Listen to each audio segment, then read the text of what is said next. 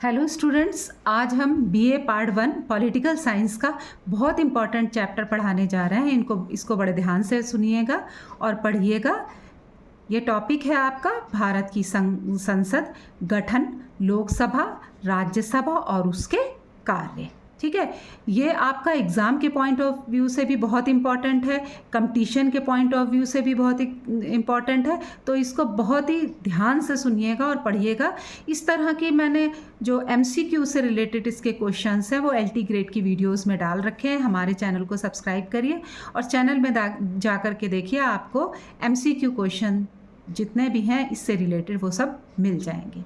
देखिए, भारत की संसद जो है वो इसमें आप पूरी तरीके से समझेंगे। सबसे पहले ये जानिए कि संसद क्या होती है। वैसे तो आप लोग BA तक आ गए हो तो आपको पता ही होगा कि संसद क्या है, लेकिन फिर भी जो है वो मैं आपको समझाऊंगी कि संसद क्या है, इसका गठन कैसे होता है, लोकसभा और राज्यसभा क्या है। ठीक है, और संसद के मुख्य कार्य क्या क्या हैं। ये टॉपिक आप बहुत अच्छे से तैयार कर लीजिए, क्योंकि एग्ज़ाम में इससे रिलेटेड आपको कई क्वेश्चंस मिल जाते हैं। Short questions, very short questions और लॉन्ग क्वेश्चन भी इससे आपको जुड़े हुए मिल सकते हैं। देखिए, सबसे पहले आपको बता दें कि संसद क्या है। तो भारत में संसद देश की सर्वोच्च विधायिका होती है। ठीक है, यानी कानून को बनाने की सबसे बड़ी संस्था। याद रखिए, अगर कभी ये क्वेश्चन आता है कि भारत में सर्वोच्च विधायिका का नाम बताइए, तो क्या लिखना है आपको? संसद लिखना है। तो भारत में संसद जो है वो देश की सर्वोच्च विधायिका है और कानून बनाने वाली सबसे बड़ी संस्था है। भारतीय संविधान के अनुसार संसद 3 हिस्सों से मिलकर बनी है। कौन कौन से वो हिस्से हैं? सबसे पहले राष्ट्रपति, लोकसभा और राज्यसभा। ध्यान रखें कि राष्ट्रपति संसद का हिस्सा होता है, भले ही वो किसी सदन का सदस्य हो या ना हो। एक बार और मैं इसको बता रही हूँ, इसको बहुत अच्छे से ध्यान रखें। कभी कभी बच्चे ये बोल देते हैं कि संसद जो है वो मिलकर बनी है लोकसभा से और राज्यसभा से। नहीं, लोकसभा प्लस राज्यसभा प्लस राष्ट्रपति। ठीक है, तो इन 3 से मिलकर के बनती है संसद। राष्ट्रपति संसद का हिस्सा है, भले ही वो किसी सदन का सदस्य ना हो। इसको आप याद रखिए। अब आता है आपका संसद का गठन। संविधान के अनुसार संसद का गठन इस प्रकार होता है। सबसे पहले हम आपको बताएं राष्ट्रपति।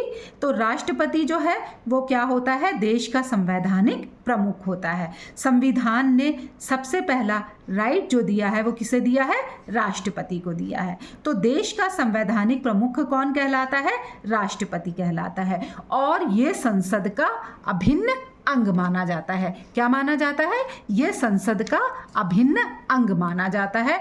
अगर लोकसभा राज्यसभा दोनों हैं और राष्ट्रपति नहीं है तो आपकी संसद कंप्लीट नहीं होगी। यानी लोकसभा, राज्यसभा प्लस राष्ट्रपति, इनसे ही मिलकर के संसद का गठन होता है।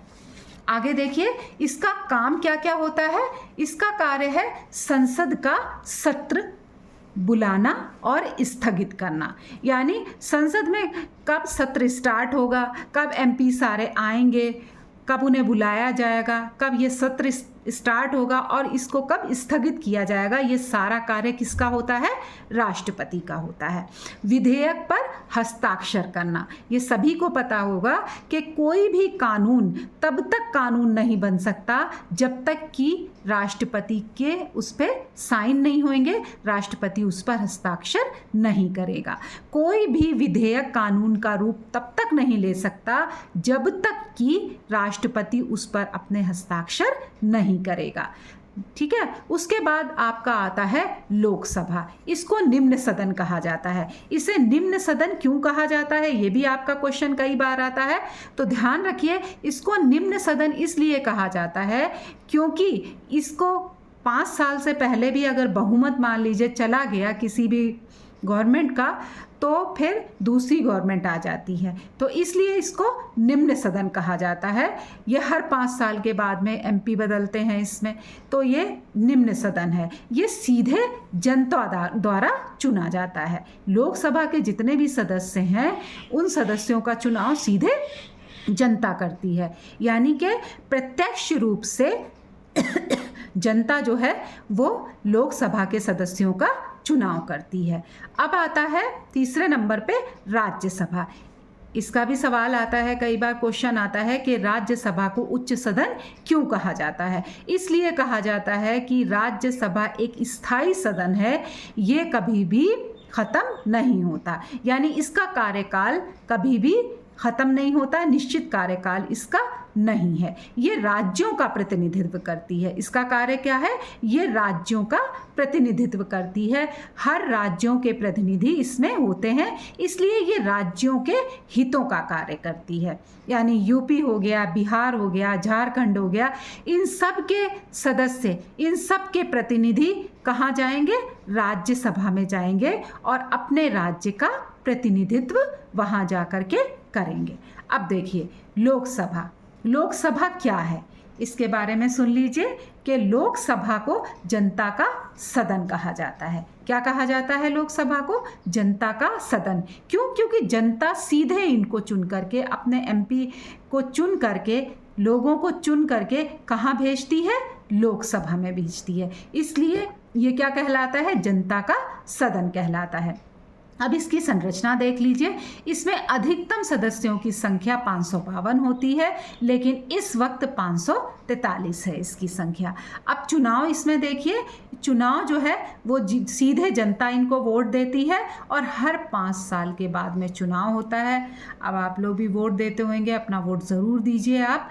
हर 5 साल के लिए गवर्नमेंट बनती है, सरकार बनती है, फिर अगले 5 साल के बाद में चुनाव होता है और जनता प्रत्यक्ष रूप से सीधे तौर पे अपने प्रतिनिधियों को चुन करके कहाँ भेजती है? लोकसभा में भेजती है। इसका कार्यकाल 5 वर्ष है, लेकिन पहले भी ये भंग हो सकती है। इसकी शक्तियाँ क्या क्या हैं? क्योंकि सीधे जनता के द्वारा चुने जा रहे हैं, इसमें जो लोग जा रहे हैं, तो इसकी शक्तियाँ भी अधिक होंगी। ठीक है, तो इसमें क्या है कि सरकार बनाना और गिराना किसका कार्य होता है?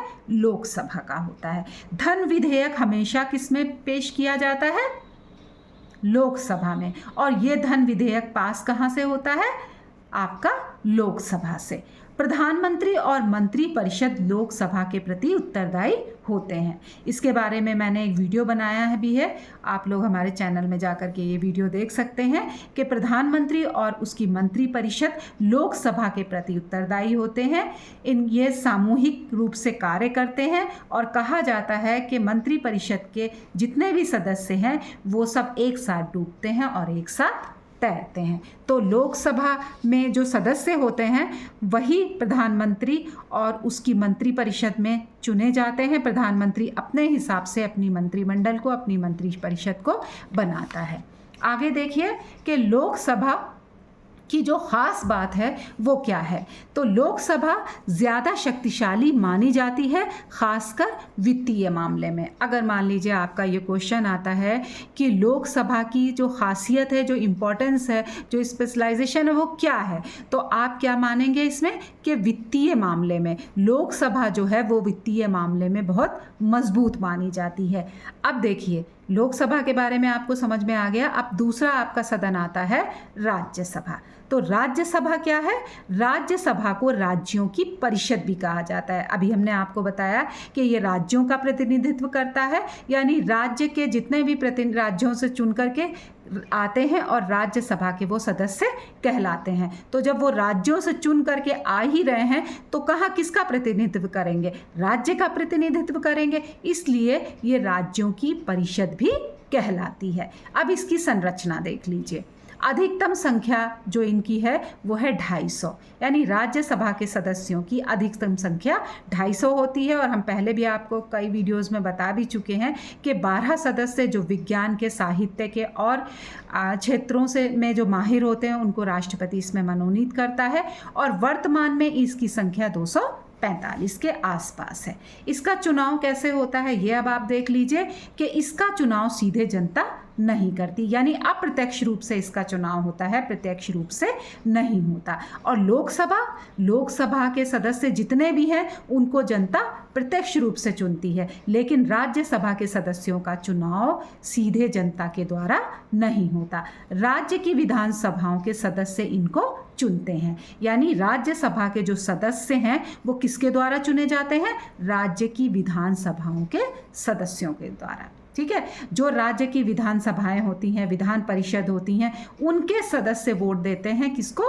राज्यसभा के सदस्यों को। अब इनका कार्यकाल देख लीजिए, ये एक स्थायी सदन है, ये कभी भंग नहीं होता, इसीलिए इसको क्या कहा जाता है? उच्च सदन कहा जाता है।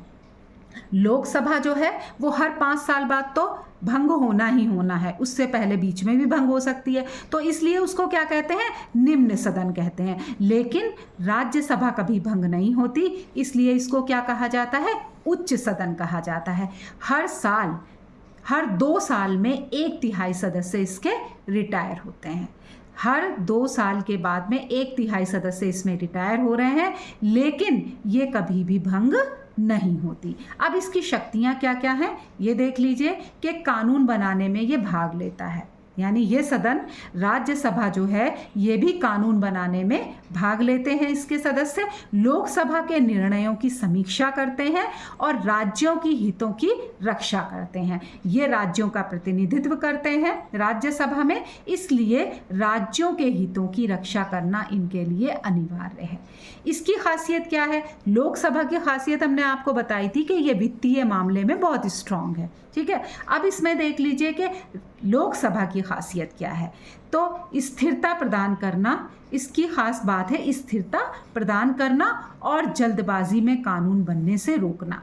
सबसे पहले लोकसभा में कोई कानून आया, उसके बाद ये राज्यसभा में गया, तो ये क्या करते हैं कि इसमें काफ़ी टाइम लगा देते हैं, देखते हैं कि ये वाकई जो है वो कानून लागू होने के लायक है या नहीं है। तो जल्दबाजी में कोई भी कानून ना बने, इसको रोकने का कार्य किसका है? राज्यसभा का।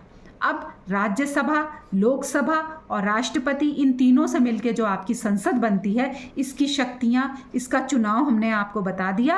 अब देखते हैं कि संसद के कार्य क्या हैं। तो सबसे पहला कार्य कहलाता है आपका विधायी कार्य। विधायी कार्य मतलब होता है लॉ मेकिंग, कानून बनाना। ठीक है, नए कानून बनाना, पुराने कानूनों में संशोधन करना, यानी संसद का मुख्य कार्य जो है वो है विधायी कार्य, यानी नए कानून बनाना और पुराने कानूनों में बदलाव करना या संशोधन करना।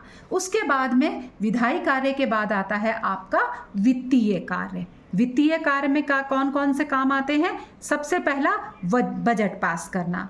मार्च में आप देखते होंगे, फरवरी से स्टार्टिंग हो जाती है, बजट हर साल का पास होता है, रेलवे का अलग होता है, दूसरा अलग होता है। तो बजट पास करने का कार्य किसका होता है? आपका संसद का। टैक्स लगाना और हटाना, ये सब किस में आता है? वित्तीय कार्य में आता है। वित्तीय कार्य में आपका सबसे पहला आता है बजट पास करना और दूसरा आता है आपका टैक्स लगाना। किन चीज़ों पे टैक्स लगाया जाएगा? हर साल आप देखते होंगे कि कुछ चीज़ों पे टैक्स लगाया जाता है और कुछ चीज़ों को टैक्स से बरी कर दिया जाता है। अब इसके बाद जो दूसरा काम है वो है कार्यपालिका पर नियंत्रण रखना। क्या है? कार्यपालिका पर नियंत्रण रखना। कैसे नियंत्रण रखेंगे कार्यपालिका पर? या मंत्रिपरिषद, उसी को कार्यपालिका कहा जाता है। मंत्रिपरिषद ही आपकी कार्यपालिका है। तो इस पे नियंत्रण रखने के लिए संसद क्या करेगी? सबसे पहला है सरकार से सवाल पूछना, यानी कि आपने जो ये काम किए हैं इसका क्या क्या फ़ायदा हुआ है, इससे कोई नुकसान हुआ है तो वो बताया जाएगा। तो कार्यपालिका पर जब नियंत्रण रखा जाता है तो कैसे रखा जाता है? सरकार से सवाल पूछती है संसद। ठीक है, उसके बाद में है अविश्वास प्रस्ताव लाना। अगर मान लीजिए सरकार की नीतियों से, सरकार के जो भी कानून या और चीज़ें सही नहीं लगी तो संसद अविश्वास प्रस्ताव को ला सकती है। इस तरह से वो कार्यपालिका पर नियंत्रण बनाए रहती है। चौथे नंबर पे आपका आता है न्यायिक कार्य। न्यायिक कार्य में संसद क्या क्या कर सकती है? सबसे पहला राष्ट्रपति पर महाभियोग लगा सकती है। अगर ऐसा कुछ होता है, अभी तक तो ऐसा नहीं हुआ, लेकिन अगर कुछ ऐसा होता है तो राष्ट्रपति पर महाभियोग लगा सकती है संसद और न्यायाधीशों को उनके पद से हटाया जा सकता है। यानी संसद जो है वो देखे कि न्यायाधीश कुछ गलत कर रहे हैं या सही डिसीज़न नहीं ले रहे या कुछ भी, तो न्यायाधीशों को हटाना कार्य किसका है? संसद का है। इसमें अलग प्रक्रिया, जो भी प्रक्रिया होती है इम्पॉर्टेंट है वो, लेकिन न्यायाधीशों को भी हटाने का कार्य संसद कर सकती है और राष्ट्रपति पर भी महाभियोग संसद लगा सकती है। अब आता है आपका नेक्स्ट जो है वो है निर्वाचन का कार्य। निर्वाचन का कार्य में देख लीजिए, ये किसका किसका निर्वाचन करती है संसद? राष्ट्रपति का निर्वाचन करती है और उपराष्ट्रपति का चुनाव करती है। यानी संसद जो है, संसद सदस्य राष्ट्रपति को चुनते हैं और उपराष्ट्रपति को चुनते हैं। इसके बाद नेक्स्ट जो है वो है संविधान संशोधन का कार्य। संविधान में संशोधन, संविधान में बदलाव का कार्य भी किसके द्वारा किया जाता है? संसद के द्वारा किया जाता है। संसद का एक ये भी मुख्य कार्य है कि जो भी हमारी नीतियां हैं या जो भी हमारी चीज़ें हैं उनको आगे बढ़ाने के लिए, देश की तरक्की और विकास के लिए संविधान में समय और परिस्थितियों को देखते हुए बदलाव किया जाए, संशोधन किया जाए। तो संविधान में बदलाव करने का कार्य भी किसका है? संसद का है। सभी को समझ में आ गया होगा, उम्मीद है, जो जो हमने आपको समझाया। तो आज हमने क्या क्या सीखा? सबसे पहले संसद क्या है, दूसरा इसका गठन कैसे होता है, लोकसभा और राज्यसभा में अंतर क्या है, आप लोग को अंतर बता भी चुके हैं, स्थायी और अस्थायी यानी निम्न और उच्च, ये हम आपको बता भी चुके हैं। और ऊपर जो भी आपको समझ में ना आए वो कमेंट पे आप पूछ भी सकते हैं। और संसद के प्रमुख कार्य, संसद क्या है, इसका गठन, लोकसभा और राज्यसभा में अंतर, संसद के प्रमुख कार्य, ये हमने आपको समझा दिया। उम्मीद करते हैं कि बहुत सही से आपकी समझ में आ गया होगा। अगर आपको कुछ भी समझ में नहीं आता तो आप कमेंट बॉक्स में जा कर के हमसे पूछ सकते हैं। दूसरी चीज़ कि हमने अपने चैनल पे छोटी छोटी वीडियो क्लिप्स भी डाल रखी हैं, जिससे आप जो है वो बहुत सारी चीज़ें जान सकते हैं। और हमने जो है LT ग्रेड स्टूडेंट्स को पढ़ाने के लिए MCQ तैयार किया था, शॉर्ट क्वेश्चंस तैयार करके उस पर डाले हैं, तो आप उनको पढ़ सकते हैं। आपके सिलेबस से जुड़े हैं, UPSC की जो भी बच्चे तैयारी कर रहे हैं वो हमारे वीडियोज़ को देखते रहिए, शेयर लाइक भी कीजिए और जो है चैनल को सब्सक्राइब कर लीजिए, ताकि मैं जो भी आपको सिलेबस करवाऊँ वो आप देखते जाइए, क्योंकि BA का सिलेबस है, ये हर एक कंपटीशन में काम आता है। और ये एग्ज़ाम के पॉइंट ऑफ व्यू से ये चैप्टर बहुत इम्पॉर्टेंट है। ये चैप्टर पूरा हो गया, हम आपको कुछ MCQ दे रहे हैं और इनका जवाब आप हमें कमेंट बॉक्स में ज़रूर दीजिएगा। सबसे पहले, भारतीय संसद किनसे मिलकर बनी है? A राष्ट्रपति और लोकसभा, B लोकसभा और राज्यसभा, C राष्ट्रपति, लोकसभा और राज्यसभा। नेक्स्ट क्वेश्चन आपका है, लोकसभा का कार्यकाल कितना होता है? देख लीजिए, लोकसभा का कार्यकाल कितना होता है? A 4 वर्ष, B 5 वर्ष, C 6 वर्ष और D 7 वर्ष। इसमें से जो भी ठीक है उसको आप कमेंट बॉक्स में लिखें। राज्यसभा का चुनाव कौन करता है? A जनता, B प्रधानमंत्री, C राज्य विधानसभाएं और D राष्ट्रपति।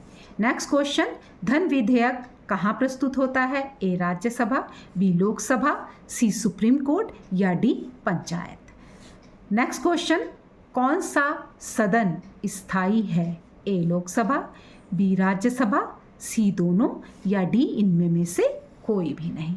आप अपने उत्तर हमें कमेंट बॉक्स में ज़रूर लिखिए। हमारी वीडियोस को देखते रहिए, अपना सिलेबस तैयार करते रहिए। एग्ज़ाम के लिए wish you all the best.